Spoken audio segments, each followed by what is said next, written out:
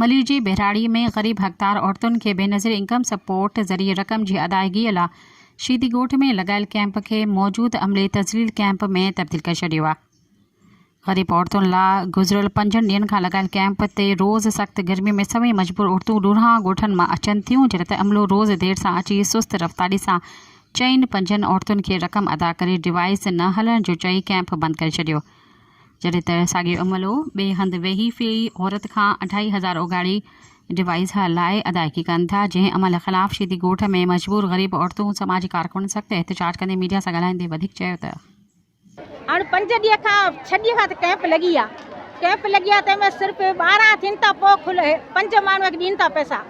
हाँ डिवाइस कोन थी हले, सिस्टम कोन्हे, हितां खां खणो शीदी ॻोठ में हुन पासे स्टाफ ते डिवाइस वारा वेठा आहिनि, उहे 2500 रुपया कटिनि पिया, हिते फिंगर कोन थी लॻे, उते फिंगर लॻियो वञे,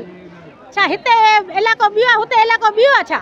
हिते मां खां वठनि था फिंगर बाबा तुंहिंजी फिंगर कोन थी लॻे, तूं आवाम खां पुछा करे ॾिसो। मां पाण सोशल वर्कर, मूंखे अहसासु आहे, मुंहिंजी शुक्र अल्लाह जो पंहिंजी सरकारी नौकिरी आहे ऐं लेडी हेल्थ वर्कर आहियां, पर मूंखे न आवाम जे लाइ जेको न पंहिंजो ॾुख थो थिए त हेॾा बचा छॾे लंगड़ियूं मायूं ॾिसो, माज़ूर मायूं ॾिसो। 10 दफ़ा ऑफिसर वटि आई आहियां, सर छा थियो, सर छा थियो आहे बाबा, अचनि था बाबा, सर छा थियो आहे, मायूं वीचारी मूंखे थियूं चवनि जतीमानी डोला मन इश्ते के मर नदा एच भी 2 साल मन नर सगाए पर कार्ड पैसा नहीं इन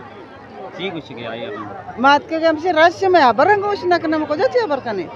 लोगों ने हमें सजा दी है, इस धूप में इतना बड़ा सजा मुझे मिल रहे हैं, या पानी भी नहीं मिल रहा है। छोटे छोटे बच्चे गोद में हमारे उसको छोड़ के लोग के पास से आता है, ये लोग हमारे साथ जिसका मर्जी पानी नहीं मिलेगा। सुबह 6 बजे से लोग बैठे हैं, 6 बजे से लोग बैठे हैं। कितने दिन से आ रहे हैं आप यहाँ? पिछले एक हफ्ते चक्कर लगा रहे हैं,